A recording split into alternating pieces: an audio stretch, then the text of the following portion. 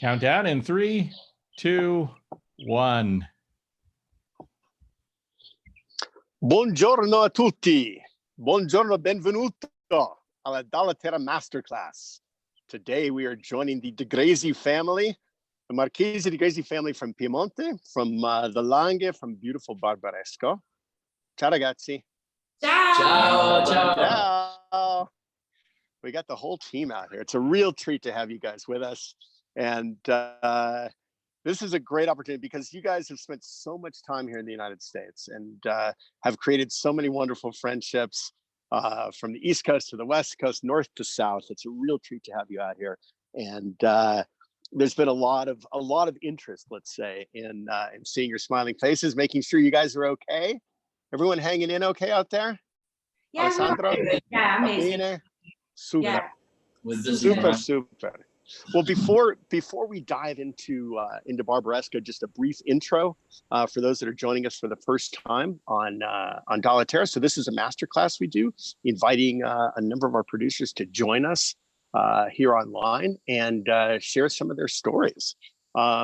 This is a real treat for us to present the things that make our work also our joy, and that is sharing the stories of these families that we've been doing at Dalla Terra for 30 years. So this is a company that I founded in 1990, 30 years ago, and it's been focused the entire time on Italy, on family-owned estates that are organic, biodynamic, or sustainably farmed, and each one is an icon in the region from which they come. So when I got out of UC Davis, I got my degree out there in enology and viticulture and biochem, and got out of there in 1985 and moved to Italy and worked for a little winery called Del Bosco up in Francavilla, making sparkling and still wines. And that was the introduction. That's when I really got to fall in love with Italy and fell in love with the 600 varietals that they have, and the incredible diversity of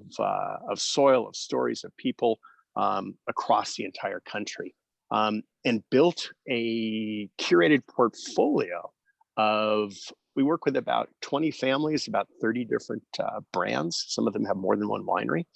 And you can see on the map where we currently work, and there's still some areas where we can expand into in the future. And Italy is a never-ending show. It's a never-ending exploration for us of food and wine and people and cultures and dialects. And it's our offices are in Napa Valley, and I compare Napa and Italy because in Napa we've got maybe 5 varietals, maybe 10 varietals, and in Italy there's 600. So it's a real treat to do that. And we work with a team of about 20 at Dalla Terra across the United States, without whom we couldn't make this happen. So a big thank you to everyone at Dalla Terra that's working so hard to keep all of this, keep the train on track, so to speak, and running on time. This is one of my absolute favorite regions that we're going to dive into here with dear family members with whom we go back 30 years. I just want to tell a quick story on Marchesi di Grésy. So de Grésy was one of the very first families that I began collaborating with back in, right around 90 when I started this. And that is because I remember way back in the day when I was working at Del Bosco and in the cellar as the winemaker out there. And one day Alberto de Grésy came by the cellar, and it was the first time I'd met him, and he was there visiting his friend Maurizio Zanella. And we had a chat. He probably doesn't even remember this. And afterwards, he left me with 2 bottles of wine. And he said, you're here, you're spending time in Italy now, and it's important that you learn to taste wines outside of Franciacorta. And I brought you a gift of 2 different bottles, and it was Martinenga, of course. And so I had an opportunity back then. That was 1985, 86. And it was that generosity of spirit, that welcoming me to Italy, that made me think back initially to the quality of the wines and the quality of the family. And when I started this project, getting things set up for in 1989 to get started in 1990, Alberto was one of the first people that I thought about, and we haven't looked back since. It's been an incredible journey to be working with really the icon family, the icon vineyard, and one of the great visionaries of the region. So Barbaresco for me, and especially within our own portfolio of Dalaterra, represents some of the most elegant wines that I've ever been able to enjoy. And it comes from the artistic viewpoint, the artisan, the romantic that's within Alberto, who set this tone. His family, we'll talk about that in a minute, but I just wanted to give a shout out in the very beginning of our long, long history and the great respect that I have for the man, for the family, and for this incredible Martinenga monopole vineyard that we're going to dive into here in this masterclass. So chapeau and benvenuto. And it's great because we're into the next generation here. So can we just start by each of you? We'll start with Alberto, and then Ludovico and Alessandro, and then Jeffrey. Tell us a little bit about, just say hello and who you are. Hello. This is Ludovica. No, who you are. I'm Alberto. That's it. The back, there is Alessandro, and the middle, Jeffrey Chilcott, our Star Master since 1990. Right, the year we began. But I'm sure, Brian, that we start before that. 1990. We start 88 because I was a very heavy contract to finish, with other contract before. Anyway, so I'm very happy. My whole life has been one word: fortuna, lucky. I was lucky in my story because I'm the last one of 4 brothers, 2 sisters in the middle. My senior brother Luigi and me. And nobody else was taking care so much of the property we have here.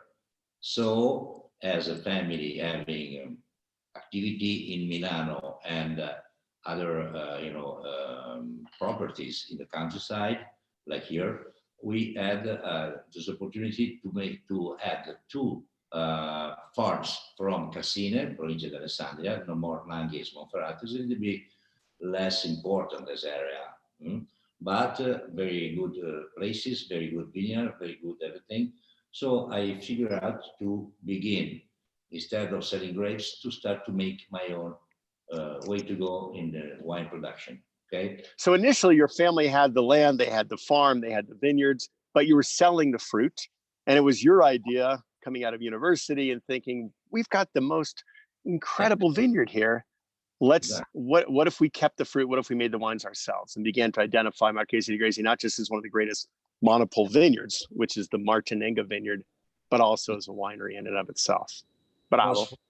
One aspect was a little bit more hard than today because there were not the many item tools we are using for making everything here now.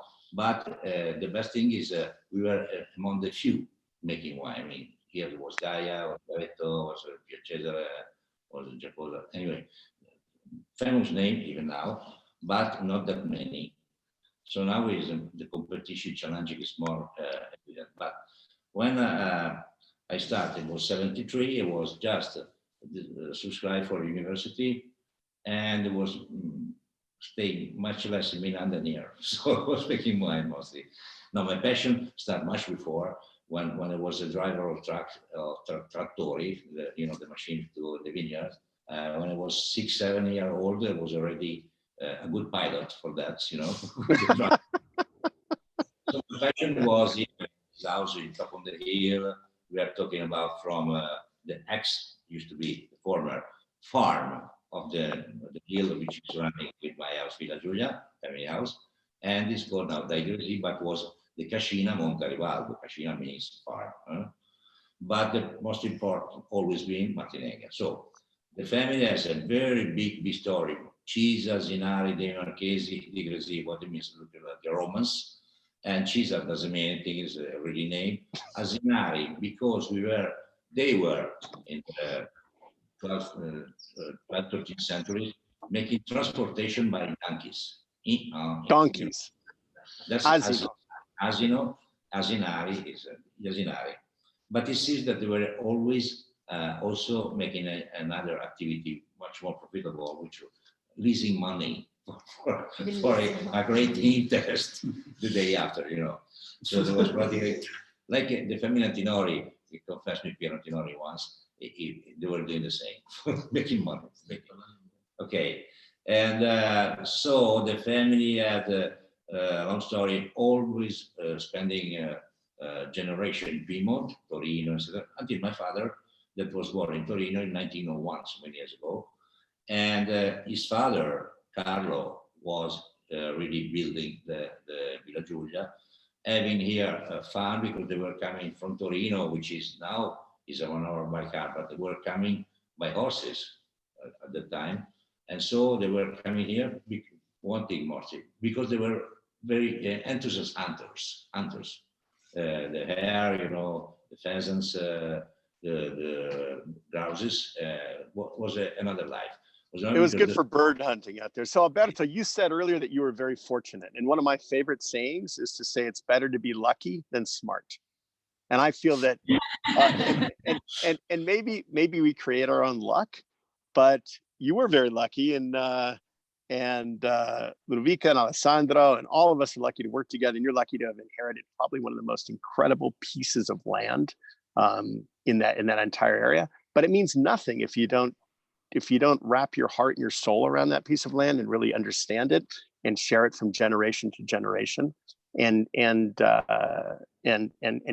esprimere al massimo la qualità di questo terreno, which you guys have done an incredible job with. So the history of the family goes back to, let's say the late 1700s when this got started, and early 1800s as a hunting lodge, and then expanded from that. And then under your tutelage, it became the winery and the vineyard and the presence that we know about it worldwide, which is extraordinary. This might be a good time for us to take a look and see exactly where you guys are located in Italy.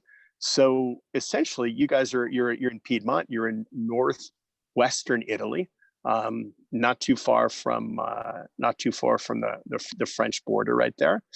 So where the Olympics were out in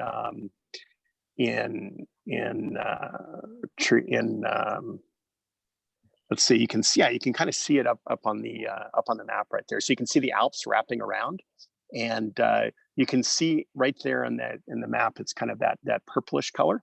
And then we've got a little zoom in area, and you can see where we are right in the slopes of the Alps, up from Genoa, up from the Mediterranean Sea, and kind of bordered in those beautiful rolling hills. And then we dive in deeper into Barbaresco and all the various individual crews that are right there. It's one of the most picturesque areas in all of Italy. It's one of, and I don't mind saying this. I'll go on the record right now as saying this. Some of my favorite people, some of my favorite places, and certainly my favorite kitchen, the favorite cucina mia is always Piemonte. So can you tell us a little about what we're looking at here and and your thoughts on the region? This was Villa Giulia, so it was the picture before was Monte Ribaldo, the first estate property of our family since 1650, more or less. So on the top of the hill, we can see this Villa Giulia, the building my father was mentioning before. A little tower cover. In the back, all the Alps with snow, you see? Yes, and more at the bottom, the White House that is not the farm anymore, but was actually the farm of Monte Ribaldo. So this was the first property. That's why our family was coming here for hunting. And back to being lucky, coming here, they became very close friends with this Marchese d'Abate, that he didn't have any children. So when he passed away, instead of leaving the lands to the church, that was actually the more common thing at the time, he decided to give it to his best friend, so one of our family. So another Carlo, not my grandfather, my grandfather. Yeah. That was 1797. Yes, was 1797. So basically in Monte Ribaldo estate, we have Chardonnay vineyard, Sauvignon vineyard, and Dolcetto. It used to be only Dolcetto for a long time, actually. But there was a peach tree plantation, there was the stable, 28, 29 cow and children to grow. We are still inside Barbaresco, so it's a big thing not to have Nebbiolo planted there, which could be becoming an amazing Barbaresco. And while we are talking about Monteribaldo, I'm gonna launch this little clip that shows the area around here, because we are actually inside the new agritourism. Yeah. Continue. Anyway, Yes. it was a funny story, but you know, the very lucky moment was when this Marchesi d'Abate was living for free at my grandfather, the Martinenga, which at the time, Martinenga has a longer story. It starts at the Roman period. Alberto, let me interrupt just for a minute, and maybe one of you could explain what we're looking at here on the drone footage over the Villa Giulia. Yes, we are circling around Monteribaldo, which we were talking before is the first property our family had in this area, in between Trezzo and Barbaresco. So it's showing right now on this side that you're seeing, it's mostly the north and west facing side, where we have now Chardonnay all around here and Sauvignon just below it and going around.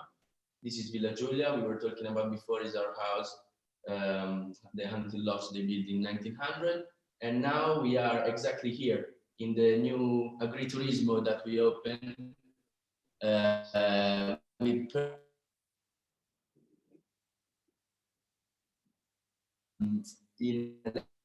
so we are actually streaming from down there right now, which is also nice because it has better Wi-Fi than the Martinenga, because we are on the top of the hill.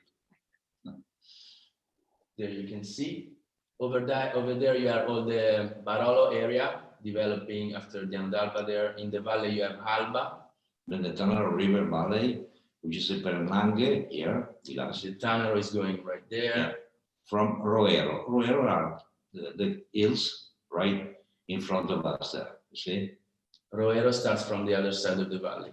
This is an afternoon represa, so you can see the sunset, possibly close to the sunset. And we are now focusing on the west, northwest area.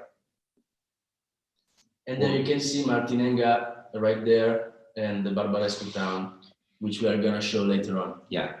Yes, and this is the spot of south facing, so it's mostly Dolcetto, with just 1 little hectare of Nebbiolo that we recently planted. Right on your left, Nebbiolo now.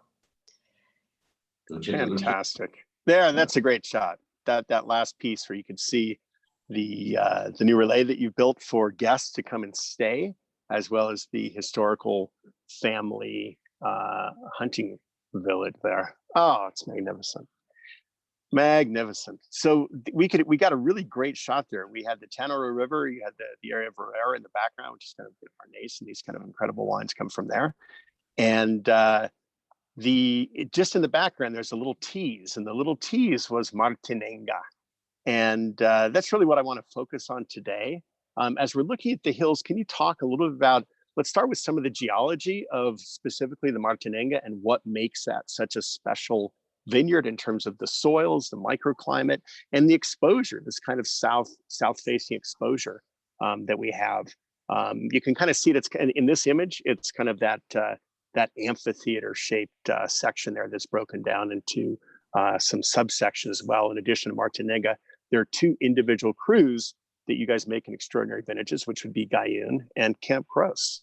So take it away, share with us a little bit of those aspects of Martinenga. Okay, the Martinenga has practically, matter of the fact is in the wine, you can feel something unique, as like a personality, but not because we are a magician. It's because really the composition, land, surface, exposure, and microclimate, whatever, plus the clone that actually everybody now is talking about clones, but in my time when I started, there was only one clone in this area, not like, I don't know, in Chianti or in the Gerusalem. Remember, I had a friend which was giving me some products to import here in Italy also, Alsace, and the Gewürz was having 420 clones different, so patrimonio incredibile. But the fact that Martinenga is unique, and I'm not talking about smoke. I'm really sure about that. And matter of fact, when I started 73, I had 6-7 year vintages to understand that one batch, we were not using the small barrels right now. Now we are also having a battery of the foraging wood, you know, barrique or pieces. And there was a bigger tanks like in Rovere di Slavonia, so oak, Slavonian oak, from 50 to 55 hectoliters, and one or two among the 7, 8, 10 maybe they were producing every year were showing better 1 year, 2 years, 3 years, until the moment that a certain very important journalist, now passed away, Mr. Gino Baronelli, was suggesting me to separate that the two better vats from the other. So I started in 78, incredible vintage anyway. So we start with, just to give you an example, 77, we only made Nebbiolo and not the Barbaresco. So passion was okay. Grande attitude to make the best, but the passion means also to make choices, and the choices are never in the sense of economy. You are always losing money. So when you decide not to make a Barbaresco, is a very hard, decision, because the year after and for a few years you get much less money than, but it was serious. So 77, no one Barbaresco. 78, Martinenga and Cambros, exactly like 79, not 80, 81, only Barbaresco and Nebbiolo, but not the other two. From the 82, since the 82, we start also with the Mayun has another rootstock, not clone, rootstock. Huh? Let's talk specifically about the type of Nebbiolo that you've got planted there, because your Nebbiolo is a little bit different than some others. And let's talk about the color and the specific clone that you guys are working with over there. Who wants to, Ludovica, do you want to take that? Yes, actually, shortly. So we actually are not, we don't know 100% which are the clones we do have, because it's a very historical vineyard. But we do estimate like a 70% Lampia, 15% Miquette, and 15% Rosé. But this is what the agronomist said, but he also said, I've also see, like something that could be another type of clone, but maybe is the good thing about the mystery of the crew is something that is very, unique and important, and we're trying to maintain replanting just, each little plant year after year. And also something we are in one area, and the soil we do have is called the Marne di Sant'Agata Fossili, which is actually the most typical we do have.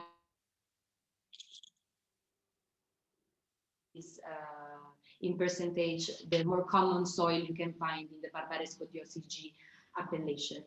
But the particularity, Martinenga is a natural amphitheater, is about 12 hectares, and the exposure is southwest, but it's very soft and curvy. And the special thing is actually the microclimate we do have inside of this amphitheater. Yeah. And which also allowed us in the past and is helping us nowadays to have good wines, also not very much in the best vintages ever.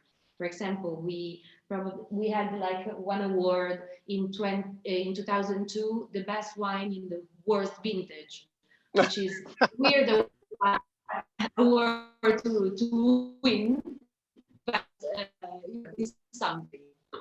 See. So, yeah. Hi, Brian. Alice, a couple of words for those the people out. So who are you, and why is your English so good?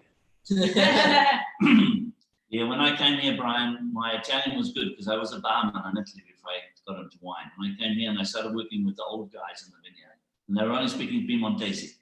So I learned a lot from them. That was very important years of work for me, working with the old people, and most of them didn't even know where New Zealand was. So I had to kind of explain to them.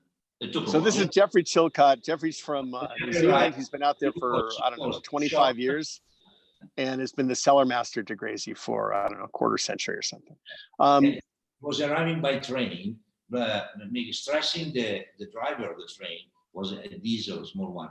There is in the valley a small house, which is actually the railroad station, but the stop was an optional. So it was between Neve and Alba, and it was supposed to stress I wanna stop it. So it was a right train. Bravo. 1990. I think, Brian, when you talk about, we're talking before about, a great vineyard, but sometimes in the old days, more challenging vineyards, like vintages, like the old people didn't have www to check the weather 30, 40, 50 years ago. We have a lot more knowledge of information today, and that helps us to interpret the spring, the summer, and above all, the autumn time. I remember some really old stories. The old guys told me that when Alberto's family was selling the grapes, they would take them down to Alba. And even in a difficult vintage, Martinengo grapes would get maybe half a degree of sugar more than the others. So it commanded a higher price.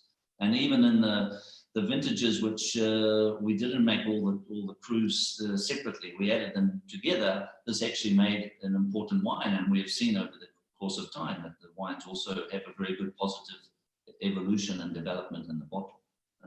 Very recognizable. The other one I always remember Alberto said on his early trips to America when I first arrived, he said, I went to the USA, we have a good importer, the people love the wine, but they didn't understand the color. Because back in the 90s, the 80s, if a red wine wasn't dark, it didn't seem important. And I think today, almost like in Italy, you talked about all the hundreds of grape varieties. There are so many grape varieties out there today in Italy, and it's almost like the lighter colored wines are getting a little bit more attention than, say, the darker colored wines, because it's a curiosity. Very much so. Yeah. Very much so. Yeah, the pendulum has swung. It's more about, like I said earlier, about elegance and complexity and finish and how well it pairs as opposed to how much power and how loud and how strong some of the wines can be. It's not about color and alcohol anymore. It's about structure and elegance. And I think in that paradigm, for many of us, Nebbiolo as a grape is the quintessential example of that, especially in Italy, if not worldwide. And we're seeing that in styles from the north, from the Langhe, from Piemonte, to the south to Etna, in terms of wines that are not deep and dark and heavy, but are lighter and brighter and have the acidity to age and the complexity to pair with so many different dishes out there.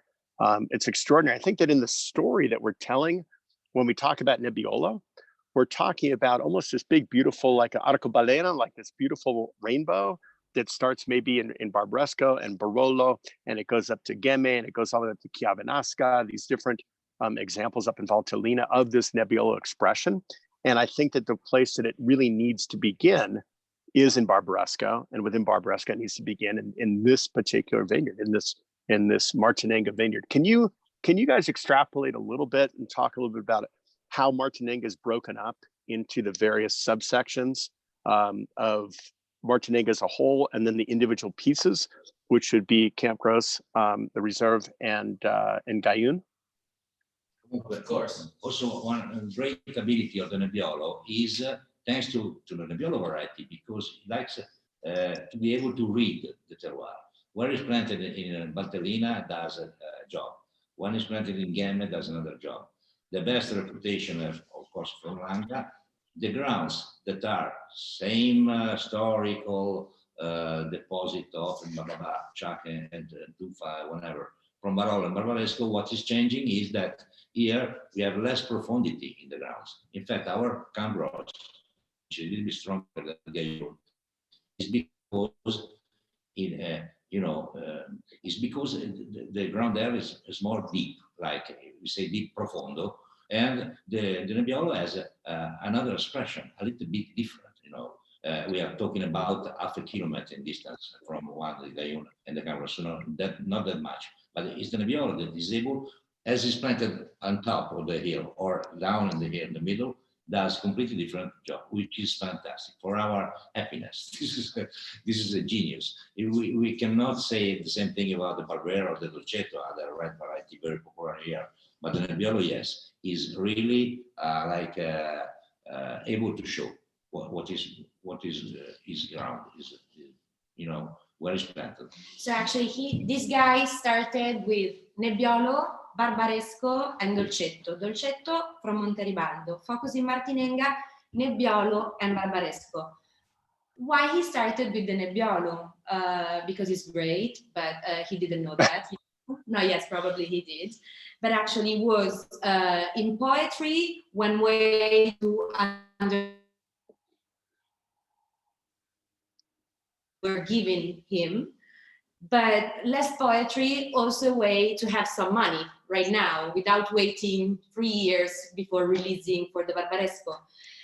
So he started with the Martinenga, and harvest after harvest, he understood that in 2 casks, the wine was different. That's why in 1978, he started to make the Cambros. Same story, different spot, Gaillon, which is at the opposite side of the Cambros. Again, he understood that the Nebbiolo was reading the soil in a different way, and he decided just to, you know, like according with nature, to do another label from this wine. Nowadays, from the same MGA, we are doing these 4 wines though, because we are still declassing the grapes coming from the more humid parts, so from the bottom or from a specific part of the amphitheater, which is more concave, the Barbaresco grape to make the Langhe Nebbiolo. Exactly. So we pick all these parts of Martinenga, which are the lower parts, and theater where we have rain, water stays there a little bit more. So you have less concentration in the grapes and yeah, more akin to do this kind of wine. I'm not going to say that we are doing producing Nebbiolo just to improve the Martinenga Barbaresco. That's the story. So we did a second series, second choice, if you want, of the grapes, to let the Barbaresco have the best grapes available. And then this is the part of Gaillon, closer to Asili, confining with it. Whereas Cambros is on the opposite side, closer to Ravaillac, which begins there, basically. So that's how we divide the Martinenga, and you can see better in this picture, for example. So a really nice thing about Martinenga is the shape it has. So it's mostly facing south-southwest, which is perfect exposure, but it has some kind of variation in altitude and exposure, which gives us a lot of freedom. That image really captures it. Alessandro, that image really captures it beautifully, because you can see the slope, you can see the south-facing. It's really an amphitheater at that point, and the way that you've been able over the decades to really identify and select and separate out these 4 different selections of Martinenga from, as Ludovica was saying, we'll just say the Nebbiolo that's not classified as Barbaresco is a wonderful, we'll call that a gateway drug to get people into the wines of Marchesi di Grésy, into that special expression of Nebbiolo. And Mike Cronin and others here in the chat session put a couple of little notes up that I thought were really apropos, and that is, it really speaks to how well loved and how well distributed your wines are here in the United States. And we've got wonderful distribution of all 4 of the Nebbioli across the states, including the Cruz. And I think that it's a great opportunity for people to be able to go ahead and really begin to understand one of the best expressions of what Nebbiolo can do, specifically in Barbaresco, as we go from the Nebbiolo to the Martinenga, and then to the 2 individual selections, let's say, of Cambros and Gaillon. And over the years, there's also the kind of the 10 years after concept, where some of the wines that we're able to bring to the United States from de Grésy come directly from your cellars. They've got about a decade of time on them to be able to experience these wines as they really begin to come into their own with a little bit of age. The basic Nebbiolo, that's probably the best expression of young, fresh, bright, beautiful Martinenga Nebbiolo, is something that you can begin. You don't have to wait for that. There's no anticipation. It's something you can dive right into, and has that beautiful, beautiful fruit, as well as the complexity that comes with it. But the love for your family and the love for this particular vineyard here in the U.S. is extraordinary, and the distribution that we have, as you guys crisscross the country yourselves, I think you get a chance to see it. And I just wish you guys were able to come back out here shortly, but in due time, we'll all get back together. Yeah. Really. Yeah. Yeah, Brian, I think a lot of people relate to Martinenga because it's quite a recognizable type of wine. And you said, okay, the young Nebbiolo is on the market early, where that's a good introduction not only for a style of wine, but it's also very important to show the capacity of the harvest as well. Because before we bottle the Barbarescos, after the Nebbiolo, some years pass by. And I think also, you know, we have even experienced old bottles of the young Nebbiolo that look pretty good with age.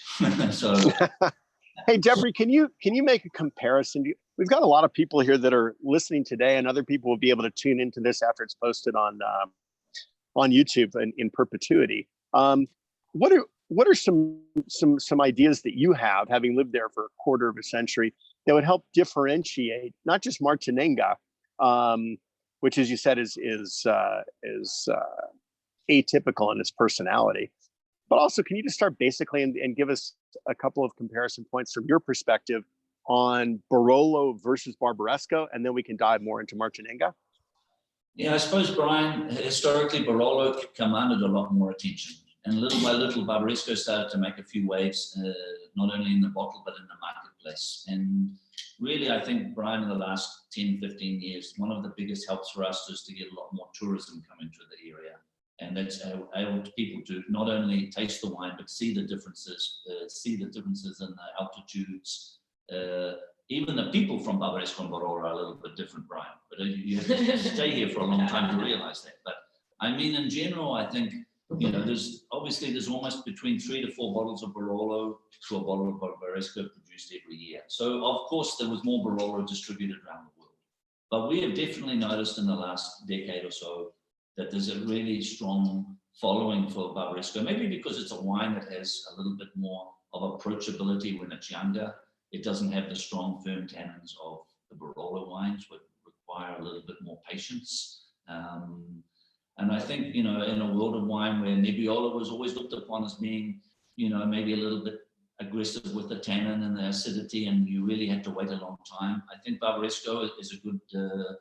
We have discovered a lot of we have a lot of fans out there now for the Barbaresco wines. More and more. And I think, and the wine's versatility at the table as well. You know, it's a wine that can go with, you know, a lot of different cuisines, not only the local cuisine. Yes, but in the last 25 years, if you see, the cuisine is much less structured. It's more easy, no? More light, more flavor, maybe more, but not the consistency of the meat that used to be in the 80s, 70s, 80s. So the people, why they have to drink something stronger, you know, to figure out that kind of cuisine. Well, it's more easy to have lighter food, lighter wine, a little bit. Not lighter in the sense easy wine, because the complexity is always by the Nebbiolo. Anyway, for the Cangros, we start to make, we have started to make the Reserva, because we have seen that the two crews, every guide, you know, is asking your samples to present after 3 years. So when the wine is on the market, you have to suppose the samples for the various journalists or technical. They have to taste the wine.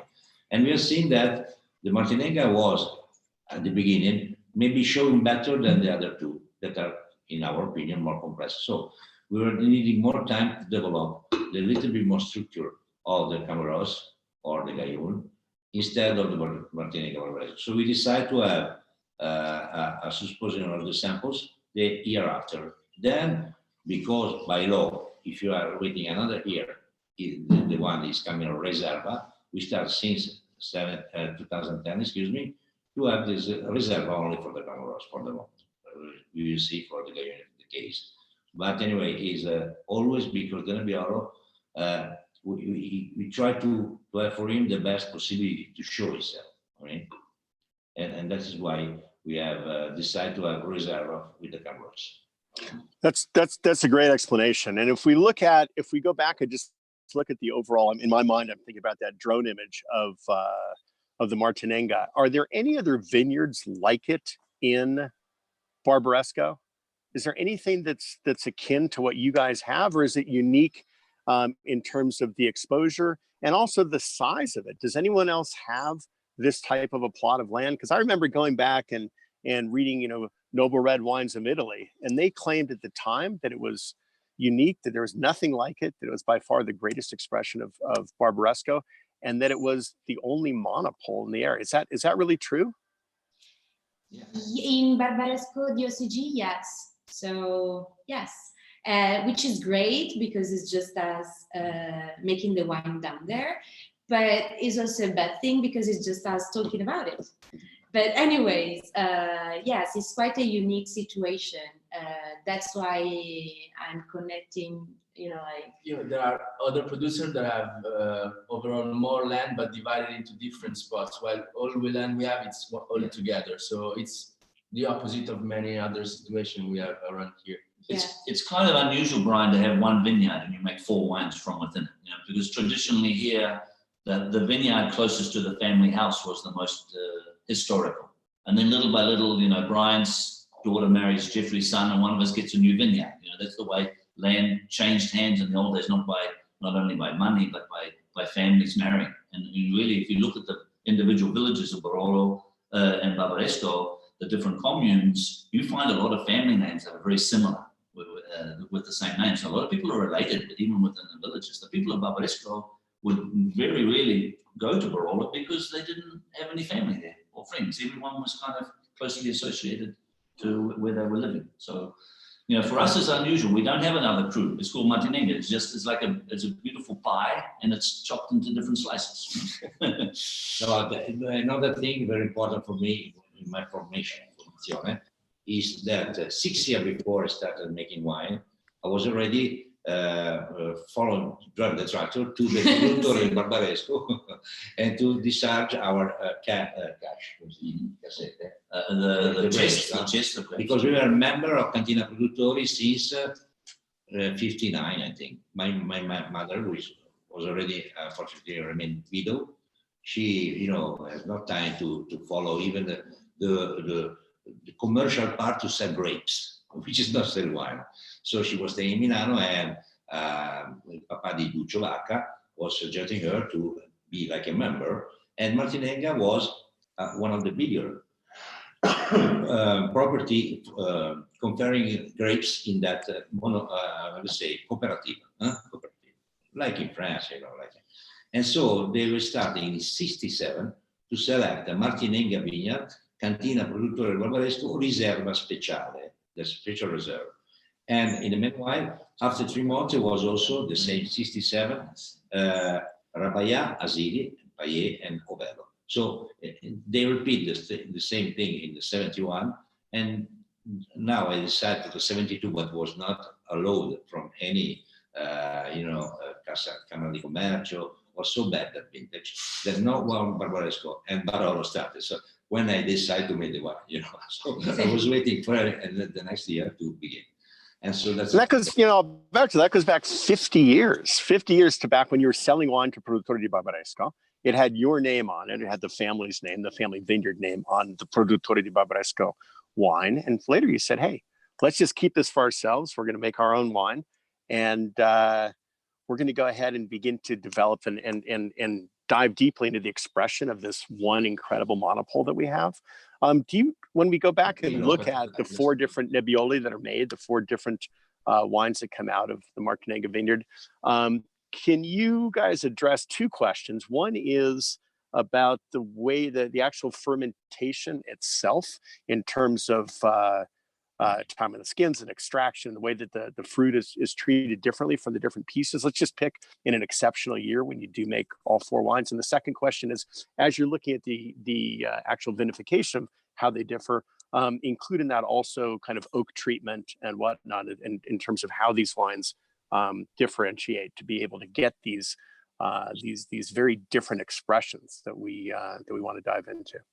I think, Brian, one of the most interesting things is that we look at that vineyard every day. We drive around it, we go into it. During harvest time, it's not necessarily that one is that they're picked in the same order. So we are picking the different, depending on the weather, the phenolic ripeness of the grapes.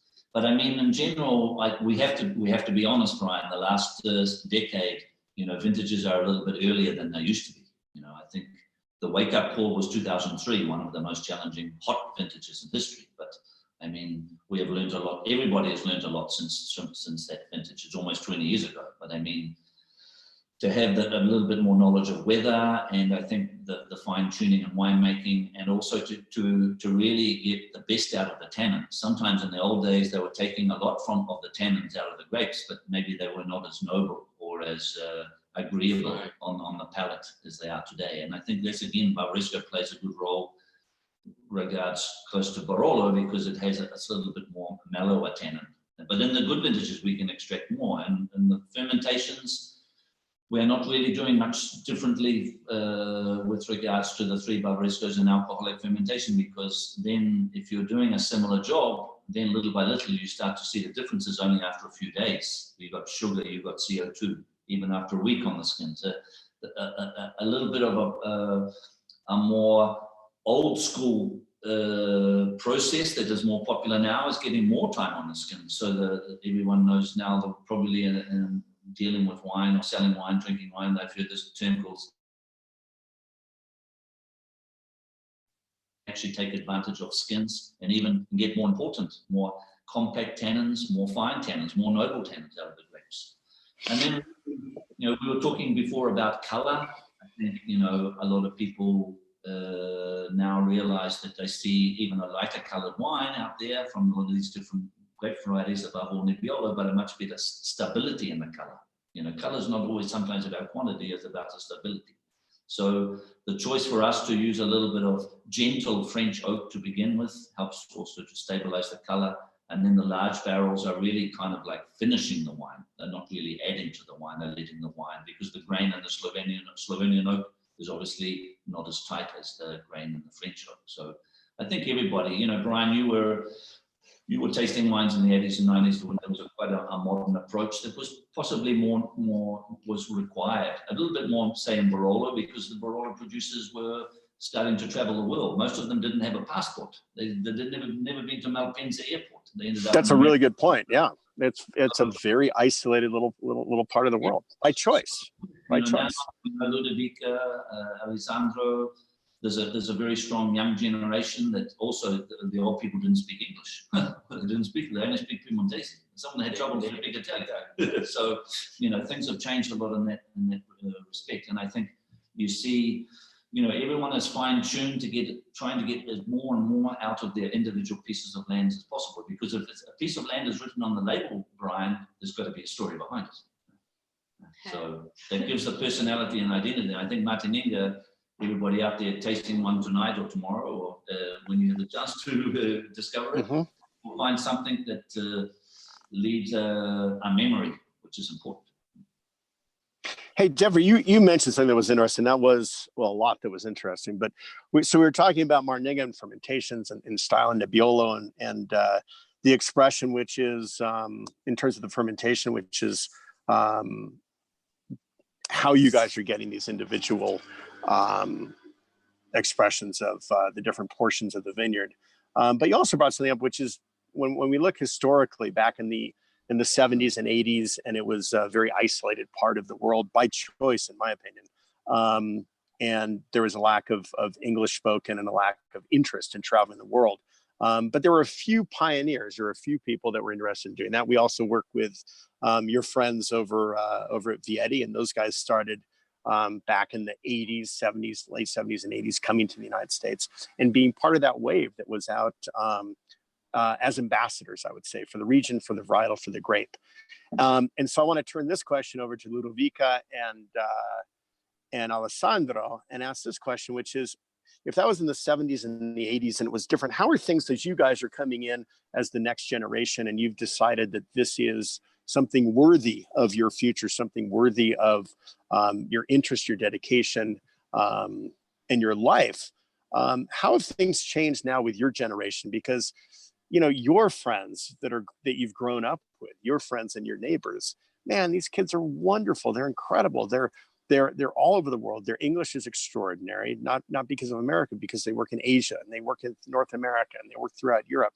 But from your two perspectives as the next generation, how do you see both your role in this winery and basically the next generation's role there in Barbaresco?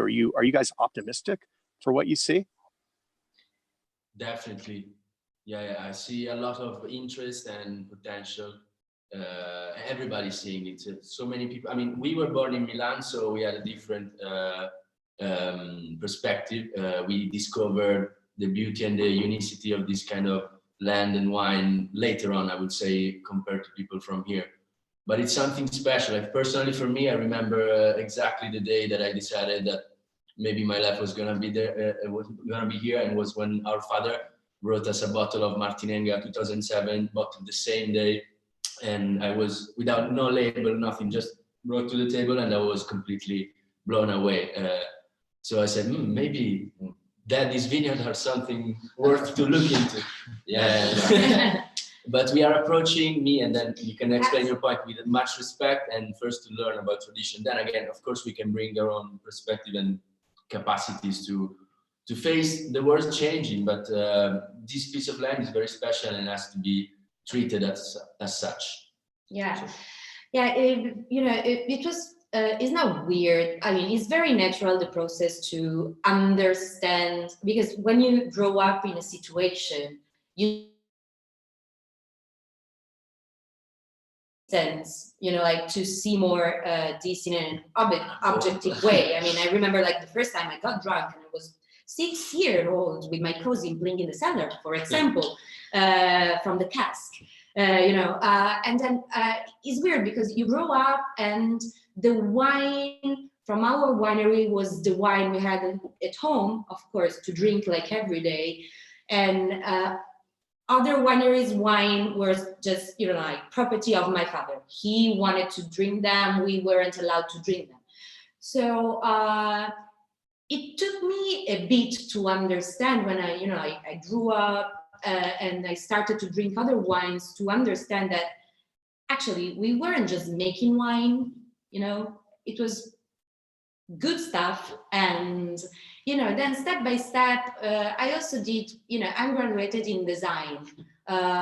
When you are that young, when I was that young, I didn't even took like in consideration to do what my father was doing or my mother, because I just wanted to grow up and follow my instincts. And after a few years, here I am. I mean, I joined the company in 2013, and I couldn't be happier. And we are that much lucky, because when we joined the company, the company, I mean, the wine were amazing, but you always, like when you start working in this particular business, you really need time to dedicate to the place, to the cellar, to like the business itself, because it's very particular, and you need a lot of time to understand what we are doing and where we can find something like to get better, something to like you really need to live it. It's not a work, it's your everyday life. It's not shut down in Italy. We just keep on doing what we were doing. We cannot. I love it. So Ludovica, there's a saying in Italy that's a great saying, and we've used it. You and I have used it when we sit down to dinner sometimes, and it's like, you had this big lunch, or you're really hungry. I'm not that hungry, but then the food starts coming, and at a time we say l'appetito viene mangiando, no? And I think that idea, which means that the appetite comes with the eating, the appetite comes in the process of the meal. You weren't that hungry when you sat down, but once you get into it, your appetite increases. And I think that's true for the work. I think that that's true. As you said, it's become your choice over the last 7 years. And that appetite, that desire to take on both the artistry, the history, the future, the creativity of what this estate represents, it comes with working with it, doesn't it? It builds and grows as you get more and more into it. Quindi l'appetito anche per la Martinenga viene bevendo. So the appetite for Martinenga comes with drinking it. So you guys are such a treat. There's so much passion, and it gives me so much. I'll use a nice Yiddish word, which is nachas. It gives me a lot of good feelings to see the next generation in line, taking the reins and bringing your creativity, your vision along with it, as well as what Alberto created when he really changed lanes over and created what we have today.